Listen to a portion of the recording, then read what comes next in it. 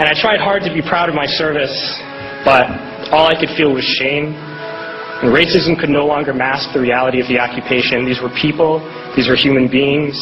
I've since been plagued by guilt anytime I see an elderly man, like the one who couldn't walk, who we rolled onto a stretcher and told the Iraqi police to take him away. I feel guilt anytime I see a mother with her children, like the one who cried hysterically and screamed that we are worse than Saddam as we forced her from her home. I feel guilt anytime I see a young girl, like the one I grabbed by the arm and dragged into the street. We were told we were fighting terrorists. The real terrorist was me, and the real terrorism is this occupation.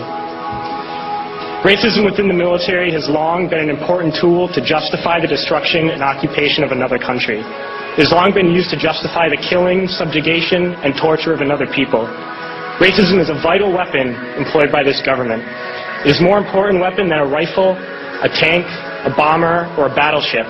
It is more destructive than an artillery shell, or a bunker buster, or a Tomahawk missile.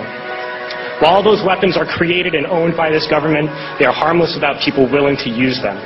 Those who send us to war do not have to pull a trigger or lob a mortar round. They do not have to fight the war, they merely have to sell the war. They need a public who is willing to send their soldiers into harm's way. They need soldiers who are willing to kill and be killed without question. They can spend millions on a single bomb, but that bomb only becomes a weapon when the ranks of the military are willing to follow orders to use it.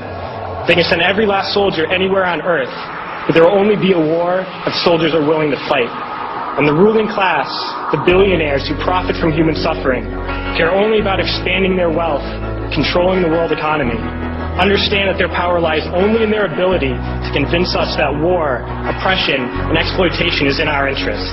They understand that their wealth is dependent on their ability to convince the working class to die to control the market of another country. And convincing us to kill and die is based on their ability to make us think that we are somehow superior. Soldiers, sailors, Marines, airmen have nothing to gain from this occupation. The vast majority of people living in the U.S. have nothing to gain from this occupation. In fact, not only do we have nothing to gain, but we suffer more because of it. We lose limbs, endure trauma, and give our lives.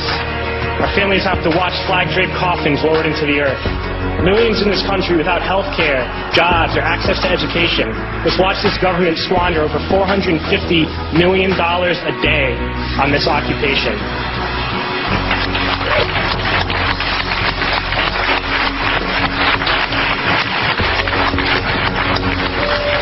Poor and working people in this country are sent to kill poor and working people in another country to make the rich richer.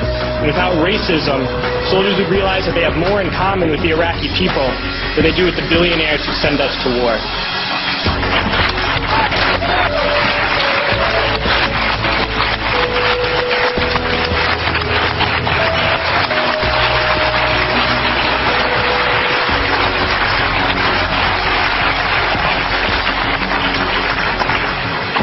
I threw families onto the street in Iraq, only to come home and find families thrown onto the street in this country, in this tragic and unnecessary foreclosure crisis. We need to wake up and realize that our real enemies are not in some distant land. They're not people whose names we don't know and cultures we don't understand. The enemy is people we know very well and people we can identify. The enemy is a system that wages war when it's profitable. The enemy is the CEOs who lay us off from our jobs when it's profitable. It's the insurance companies who deny us health care when it's profitable. It's the banks who take away our homes when it's profitable. Our enemy is not 5,000 miles away. They are right here at home. If we organize and fight with our sisters and brothers, we can stop this war, we can stop this government, and we can create a better world.